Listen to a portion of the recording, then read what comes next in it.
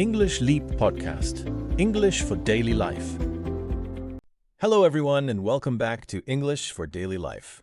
I hope you are comfortable today, maybe with a cup of coffee, cup of tea, or just a quiet moment for yourself. Today we are going to talk about something very important for English learners, how to think in English without translating in your head. And please do not worry if you do not understand every word. This episode is made with beginner-friendly English. Just listen, relax, and let your brain learn little by little. Yes, welcome back, everyone. I am really happy you are here with us today. This topic is so useful because many learners know some English words, but when they want to speak, they stop. They think first in their own language, then they try to translate into English, and then the conversation already feels too fast. If this happens to you, you are not alone. This is normal. Today, Alex and I will help you with simple ideas you can use every day. And one more thing before we start. You can use this episode for shadowing. Shadowing means you listen, pause, and repeat after us. You can repeat one sentence, one small part, or even a full answer. You do not need to copy our voices perfectly. The goal is to move your mouth, hear the English rhythm, and get used to speaking. So, if you hear a sentence you like, pause the video and say it out loud. Exactly. And if you're busy, that is okay too. You can also listen while you're walking, cleaning, cooking, or relaxing. Your brain still receives English. Sometimes, learning does not feel big or dramatic. Sometimes, learning is just listening again and again. So today, stay with us. Listen slowly. And remember, your English does not need to be perfect. Small practice every day is powerful. So Maria, let me ask you a simple question. When you first started learning English, did you translate everything in your head? For example, did you hear a question in English, then change it into your language, then think of the answer, then change the answer back into English? Because I remember doing that, and honestly, it felt like my brain was carrying a heavy bag. Oh, yes, absolutely. I did that all the time. Someone would ask me, "How are you?" And even with that easy question, my brain would start working too hard. I was not just answering, I was translating, checking grammar, worrying about pronunciation, and thinking, "Is this correct?" And by the time I wanted to answer, I already felt nervous. That is why this topic matters so much. Thinking in English helps you answer faster and feel calmer. That word, translate, is one of our useful words today. To translate means to change words from one language into another language. Translation is useful sometimes, of course, but when we speak, too much translation can slow us down. If every sentence must travel from your language into English, speaking feels heavy. So today, we want to make English feel lighter, more direct, and more natural in your mind. Yes, and I like that idea, lighter English, because many learners think they need big grammar, big words, and long sentences to think in English. But no, you can begin with very small thoughts. A thought is just an idea in your mind. It can be very simple, like "I am tired, I need coffee," or "It is cold today." These are thoughts, and they are enough for the beginning. That is our first big tip. Start with small thoughts. Do not try to think like a book. Do not try to create perfect, long sentences in your head. Start with normal, daily sentences. When you wake up, think, "I am awake," "I am sleepy," "I need water." When you look outside, think, "It is sunny today," or "It is raining." When you are hungry, think, "I need breakfast." This trains your brain to connect real life directly with English. I love this because it removes pressure. Many learners wait until they can make perfect sentences, but fluency does not start with perfection. Fluency means using English more easily and more naturally. It does not mean never making mistakes. It means English begins to move faster in your mind. So if you think, "I need coffee," that is a real English thought. It is small, but it is powerful. And you can do this all day. At the bus stop, think, the bus is late. In the supermarket, think, I need to buy milk. At home, think, I am cooking dinner. When you see something, say it in your mind. I see a red car. I see my phone. I see my keys. It may feel very simple, but simple is good. Simple English builds strong English. Also, you do not need to speak out loud all the time. Sometimes you can think quietly. For example, when I clean my room, I can think I am cleaning, I am folding clothes, I am putting the book on the table. It feels almost like a small movie in my head, but the movie is in English. And after some time, these sentences start coming faster. The second tip is to name objects around you in English. This is very practical. Look around your room and name what you see. Table, chair, window, door, phone, cup, bag, shoes. You can even use sticky notes if you want. Put a small note on the mirror that says mirror. Put one on the fridge that says fridge. This may look funny, but it works because your home becomes a learning space. Yes, and this helps because you stop thinking, what is this word in English? Instead, you see the object and the English word comes directly. You see a cup and your brain says cup. You see a door and your brain says door. This is a small habit. A habit is something you do again and again until it becomes normal. And good habits can change your English in a very gentle way. I like the word habit because it feels realistic. You do not need to study for 5 hours every day. You need small habits that fit into your life. Naming objects is one of those habits. You can do it for 2 minutes in the morning. You can do it while making breakfast. You can do it before bed. It does not take much time, but it keeps English close to you. And it can be a little fun too. You can choose a room every day. Today, you name things in the kitchen. Tomorrow, you name things in the bathroom. Another day, you name things in your bag. You can say wallet, keys, notebook, headphones, lipstick, charger. If you do not know a word, you can search for it later. But do not stop the whole practice because of one unknown word. The third tip is to describe what you are doing. Describe means to say what something is like or to say what is happening. You can describe your actions in simple English. For example, I am opening the door. I am washing my hands. I am making coffee. I am walking to work. I am waiting for the bus. You do not need beautiful sentences. You only need clear sentences. This is one of my favorite methods because it connects English with movement.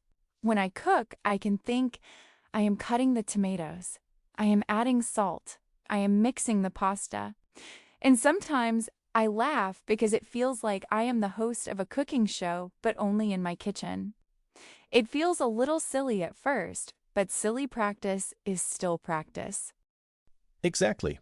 Practice means doing something again so you can get better. Practice is not always serious. It can be quiet, funny, simple, or even a little strange. If you talk to yourself while cooking, that is practice. If you repeat one sentence while walking, that is practice.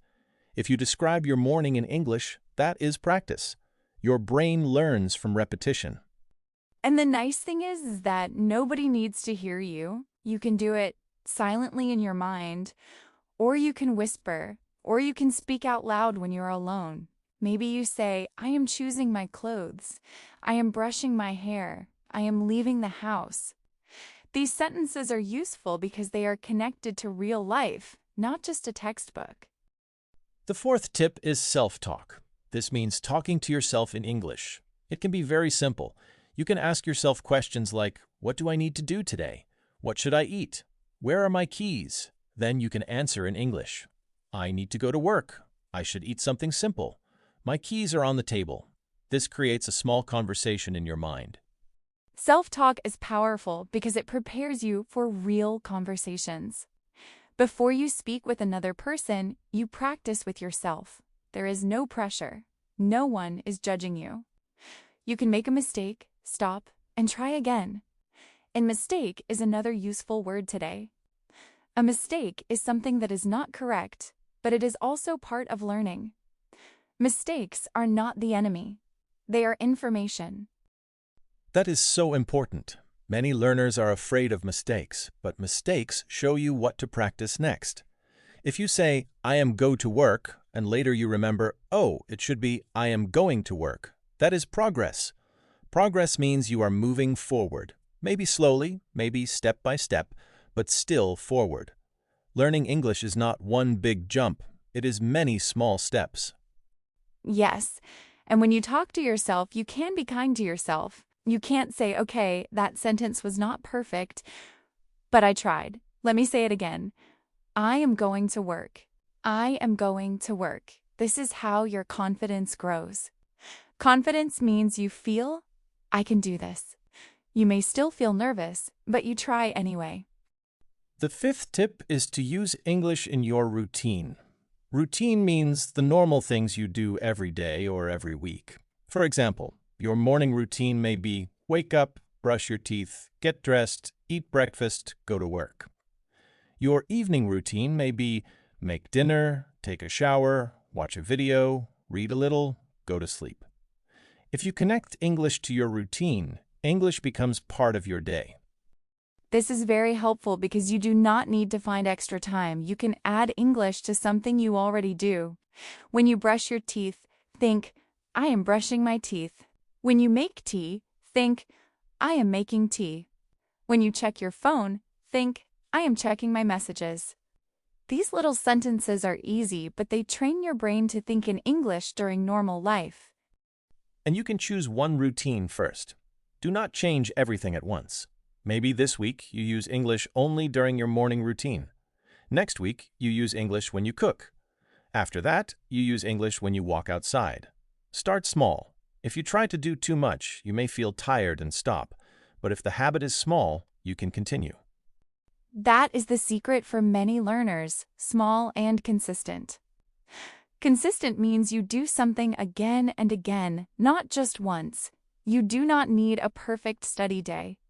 You need many normal days with a little English inside them. 5 minutes today, 5 minutes tomorrow, and 5 minutes the next day can become something big over time. Another simple idea is to change your phone or one app to English. I know this can feel scary at first, so you do not need to change everything. Start with one app you know well, maybe your music app, your weather app, or your notes app. Because you already know how the app works, the English words will be easier to understand. Yes, and this gives you a small English environment. You see words like settings, search, save, delete, message, profile, notification. At first, maybe you think, what does this mean? But after a few days, these words become normal. This is another way to stop translating because you see English in real situations again and again. And if it feels too difficult, change it back. Learning should challenge you, but it should not make you panic. A comfortable challenge is good. A comfortable challenge means it is not too easy, but not too hard. You can try, make mistakes, and learn. So maybe start with one app for 1 week and see how it feels. I also like using reminders in English. For example, instead of writing buy milk in my language, I write buy milk in English. Or call mom, clean the room, drink water, study English for 10 minutes. These are short notes, but they make English useful. English becomes part of your real life, not just something you study. That brings us to writing short notes in English. You do not need a long journal. You can write 1 or 2 sentences a day. Today I am tired. Today I learned 3 words. Tomorrow I need to go shopping. This is simple, but it helps you organize your thoughts in English. Remember, a thought is an idea in your mind, and writing helps you see that idea clearly. I agree, a notebook can be very friendly. It does not judge you. You can write messy English, simple English, beginner English, and it is okay. Maybe you write, I feel happy today. I watched a video. I cooked pasta. I need to sleep early. These sentences are not complicated, but they are yours. And when English feels personal, it becomes easier to remember. You can also make a small daily list. 3 things only. Number 1, I need to buy bread. Number 2, I need to send a message. Number 3, I need to clean my desk. This type of writing is practical. It helps you think in English because you are using English to plan your real day. And after 1 month, you can look back and see your progress. Maybe at first you wrote only, I am tired. But later you write, I am tired because I had a busy day. But I am proud of myself because I practiced English. That is progress. Small sentences become longer. Your confidence becomes stronger. Another modern tip is texting in English when possible. You do not need to text everyone in English. Maybe you have one friend who is also learning. You can send simple messages like, How are you today? I am at home. I am drinking coffee. What are you doing? Texting is nice because you have more time to think. Speaking can feel fast, but texting gives you space. Yes, and you can start very naturally. Maybe you send one English message a day, or you write a caption in English for a photo, or you comment on an English learning video. For example, you can comment under this episode, I translate in my head, or I want to think in English. That is real practice. You are using English to communicate, not just to study. And remember, your message does not need to be perfect. If people understand your meaning, that is already communication. Of course, grammar is important, and you can improve it slowly, but do not wait for perfect grammar before you use English. Use English now and improve as you go. That is such an important message. Many learners think, first, I will become perfect, then I will speak. But real life is the opposite. You speak, you make mistakes, you learn, and then you become better. This is normal. You are not alone. Every English learner has moments of confusion, but every small sentence helps. Now let us talk about a situation many learners know. You meet someone and they ask, What did you do today? Your brain freezes. You know the answer, but you start translating. So instead of waiting for the perfect sentence, prepare simple answers before you need them. You can practice, I went to work. I cooked dinner. I watched a movie. I cleaned my room. I studied English. These answers are simple but very useful. Yes, and you can prepare answers for common questions. What do you do? Where are you from? What do you like? What did you do today? What are you doing tomorrow? You do not need to memorize a long speech. Just prepare simple pieces. Then, when someone asks you, your brain already has English ready. It is like keeping small tools in your pocket. That is a good image. Small English tools. When you practice common sentences, you do not need to build everything from zero each time. You already have something ready. For example, I like coffee. I work in an office. I am learning English. I want to speak more naturally. I practice a little every day. These sentences can help in many conversations. And foreshadowing, this part is perfect. Listener, you can pause and repeat after us. I am learning English. I want to speak more naturally. I practice a little every day. I do not need perfect English. I can start small. These sentences are not only practice, they are also encouragement. Sometimes your brain needs kind words too. Let us also say something important about speed. Thinking in English does not happen in one day. At first, you may still translate. That is okay. Do not be angry with yourself. The goal is not to stop translation completely tomorrow. The goal is to create more and more moments where English comes directly. Maybe today you think one sentence in English. Next week, 5 sentences. Later, a full small conversation. I really like that because it feels gentle. Learning English should not feel like punishment. It should feel like building a relationship with the language. Some days are easy. Some days are difficult. Some days you understand a lot. Some days you feel lost. But if you continue, your brain learns. Even when you do not notice it, your brain is collecting sounds, words, and patterns. Patterns are useful too. A pattern is something that repeats. For example, I need, I want, I am going to, I have to, I like. These patterns help you speak faster. You can say, I need coffee, I need help, I need more time, I need to study. One pattern gives you many sentences. Yes, and patterns make English feel less scary. Instead of learning one sentence only, you learn a structure you can use many times. For example, I am plus action. I am cooking. I am working. I am listening. I am learning. I am practicing. This is simple, but very powerful for thinking in English. So if you want a simple daily exercise, try this. For 1 minute, look around and think only in English. You can say in your mind, I see a table, I see my phone, I see a window. The room is quiet, I am sitting, I am listening. That is enough, 1 minute. Then tomorrow try 2 minutes. Keep it easy. And another exercise. Choose one moment every day and describe it. Maybe breakfast. You think, I am making breakfast. I am eating eggs. I am drinking tea. The food is hot. I like this morning. Or maybe walking outside. I am walking. The street is busy. The sky is gray. I see people. I hear cars. Simple, real English. A third exercise is the evening review. Before you sleep, think of 3 sentences about your day. For example, today I worked. Today I talked to my friend. Today I practiced English. If you want, add one feeling. I feel proud. I feel tired. I feel happy. This helps your brain finish the day in English.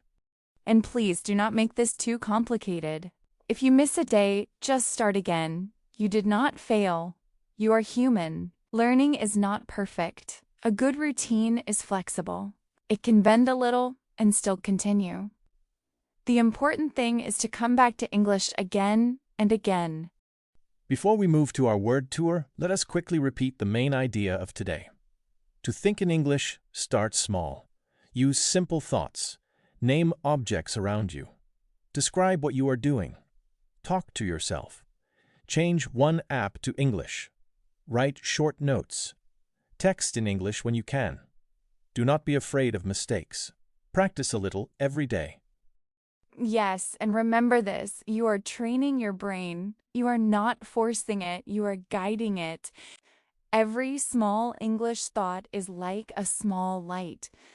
At first, there is one light, then 2, then many, and slowly English becomes easier to find in your mind. That is how confidence grows. That is how fluency grows. Now it is time for our word tour. This is a friendly recap of 10 useful words from today's episode. Do not worry, this is not a test. Just listen, repeat if you want, and notice how these words were used in our conversation. Word number 1 is thought. A thought is an idea in your mind. Example, I have a simple thought in English. You can also say, my first thought today was, I need coffee. Very real, very useful, and maybe very true for many of us. Next word is translate. To translate means to change words from one language to another language. Example, I translate in my head when I speak English. Translation can help sometimes, but today we learned how to make English more direct in your mind. Word number 3 is fluency. Fluency means using English more easily and naturally. Example, I want to improve my fluency. Remember, fluency does not mean perfect English. It means English starts to move more smoothly. Next is confidence. Confidence means you feel, I can do this. Example, speaking a little every day builds my confidence. Confidence grows when you try, not when you wait for perfection. Word number 5 is routine. A routine is something you do regularly, often, every day. Example, I practice English in my morning routine. Your routine can help you learn because it gives English a place in your life. Next word is habit. A habit is something you do again and again until it feels normal. Example, thinking small sentences in English is a good habit. A small habit can create big change over time. Word number 7 is describe. To describe means to say what is happening or what something is like. Example, I describe my day in English. You can describe your room, your food, your walk, or your feelings. Next is practice. Practice means doing something many times to get better. Example, I practice English for 5 minutes every day. Practice can be short. Practice can be simple. It still counts. Word number 9 is mistake. A mistake is something that is not correct. Example, I made a mistake, but I learned from it. Mistakes are normal. They are part of learning, not a reason to stop. Word number 10 is progress. Progress means moving forward and getting better step by step. That was our word tour for today. If some words were new for you, you can listen to this part again. You can also write the words in a notebook and make your own sentences. For example, my English routine is simple, or I want more confidence. When you make your own sentences, the words become more personal and easier to remember. And now, before we finish, we want to say this one more time. You do not need perfect English. You do not need to understand every word. You do not need to speak fast today. Start small, keep listening, keep repeating, keep practicing. English will become more natural with time. If this episode helped you, please like this video and subscribe to English for Daily Life. It really helps the channel grow. And it helps more learners find simple, friendly English lessons like this one. Also, write a comment below. Do you translate in your head when you speak English? We would love to know your answer. And you can also comment with an idea for a future episode. What topic would help you? Daily conversations? Travel English? English at work? Grammar in a simple way? Tell us in the comments and maybe we will use your idea in a new episode. Thank you for spending this time with us today. We are proud of you for listening, learning, and staying with the episode. Remember, every minute you listen is a step forward. Your English journey is not about being perfect. It is about continuing. See you next time, everyone. Happy learning and take care.